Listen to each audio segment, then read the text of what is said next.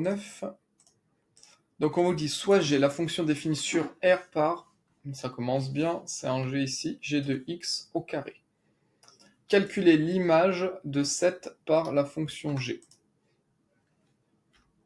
Voilà. Allez, donc si on veut l'image de 7, donc c'est G, hop, je remplace le x par 7. Donc ça donne, est égal à, on remplace le x par 7, 7 au carré. Et attention à ne pas aller trop vite, 7 au carré c'est 7 fois 7, ce qui donne 49. Alors, là où il y a énormément d'erreurs, c'est à la question de... Faites super attention, vous allez voir pourquoi. On veut calculer G de moins 5. Donc, concrètement, qu'est-ce que l'on effectue? C'est-à-dire qu'on veut l'image de moins 5, c'est-à-dire que le x, je l'ai remplacé par moins 5. Donc, en fait, mon x est remplacé par moins 5. Donc, ça donne G de moins 5. Je remplace mon x par moins 5 est égal à... Et il y en a qui vont m'écrire ça, moins 5 au carré. Mais si vous m'écrivez ça, c'est que vous n'avez pas compris quelque chose. Regardez l'énoncé. Qu'est-ce qui est au carré ici? Vous dites qu'est-ce qui est au carré? C'est le x qui est au carré. Ce qui est au carré, c'est mon x. Et par quoi on a remplacé le x? On a remplacé le x par moins 5. Donc, comme G de x égale x au carré, si je remplace le x par moins 5, c'est-à-dire que c'est le moins 5 qui doit être au carré. Sauf que là, le carré s'applique sur quoi ici, le carré? Là, on a moins 5 au carré, mais le carré ne s'applique ici que sur le 5. Donc en fait, on n'a pas remplacé, on n'a pas moins 5 au carré ici, on a juste 5 qui est au carré. Moi, je veux que ce soit moins 5 qui soit au carré. Donc, il ne faut pas oublier les parenthèses. C'est tout le x qui est au carré. Donc c'est tout le moins 5 au carré. Le x, on le remplace par moins 5. Donc on veut que moins 5, ce soit au carré x au carré. Donc il faut que tout le moins 5 soit au carré. Donc attention, G de moins 5, c'est tout le moins 5 qui doit être au carré. S'il n'y a pas de parenthèse, moins 5 au carré, s'il n'y a pas de parenthèse, le carré ne s'applique que sur le 5. Donc on met bien la parenthèse. Et moins 5 au carré, c'est donc moins 5 fois moins 5.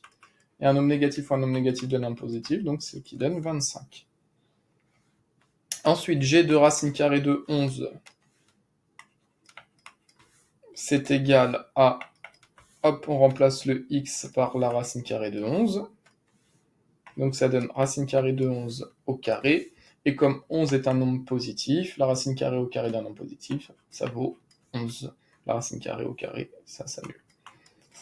Ensuite, on veut calculer G de 1 tiers. Donc on écrit G, on remplace le x par 1 tiers, égale, et il y en a qui vont m'écrire ça, 1 tiers au carré. Est-ce que c'est bon ça? Réponse non. Là, le carré, si on écrit comme ça, il ne s'applique que sur le 1.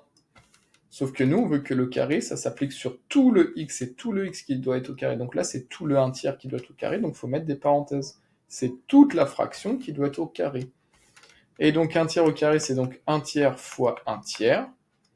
Pour multiplier deux fractions, on multiplie le numérateur, donc 1 fois 1, ce qui donne 1, et on multiplie le dénominateur, 3 fois 3, ce qui donne 9.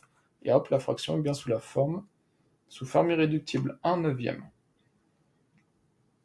Ensuite, question 5. On vous demande de déterminer les éventuels antécédents de 36 par G. Donc si on veut les antécédents de 36, ça signifie qu'à l'arrivée, on a obtenu 36, et nous, on cherche le ou les valeurs de x, telles que G de x est égal à 36. Donc on écrit, on cherche x, tel que G de x, c'est-à-dire l'image de x par la fonction G, doit donner 36. On cherche qu'est-ce que le nombre on doit choisir au départ. Alors G de x, d'après l'énoncé, c'est égal à x au carré, donc ça revient à résoudre x au carré égale à 36. Et ça, c'est une équation du cours de la forme x carré égale k, on l'a vu dans le cours, c'est une équation du second degré. Alors x au carré égale 36, l'inconnu c'est x, donc on écrit x est égal à soit 6, en effet x vaut 6, x au carré égale à 36, ou, faut pas oublier, x est aussi égal à moins 6, en effet, moins 6 au carré, moins 6 fois moins 6 donne 36. Donc x au carré égale 36, ça équivaut à x égale 6, ou x égale moins 6. Donc, 6 et moins 6 sont les antécédents de 36. Sont les antécédents de 36 par la fonction g. Et il y a 2 antécédents. Question 6. Calculer les éventuels antécédents de 0 par la fonction g. Donc si on veut les éventuels antécédents de 0, ça signifie qu'à l'arrivée, on a obtenu 0, et nous, on cherche là où les valeurs de x.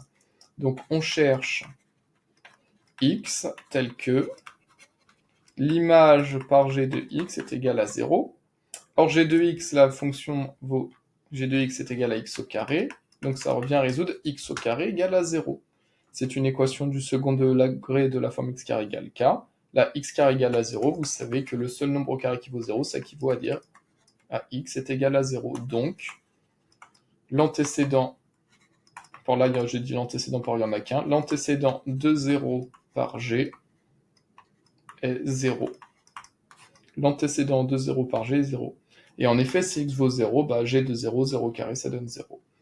Et calculer les éventuels antécédents de moins 5 par g. Donc si on veut les antécédents de moins 5, ça signifie qu'à l'arrivée, on a obtenu moins 5, et nous, on cherche là où les valeurs de x.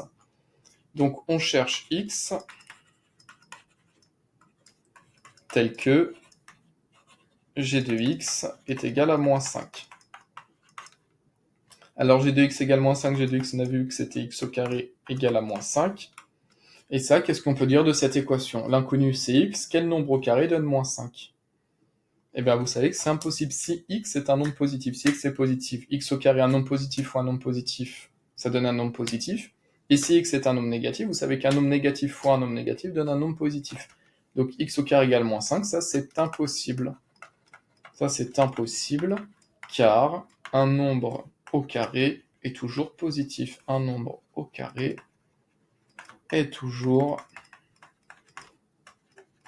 positif. Donc bilan, c'est quoi les antécédents de moins 5? Et bien on écrit que moins 5 n'a pas d'antécédent par g.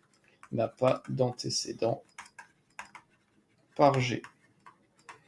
Voilà pour la correction de cet exercice.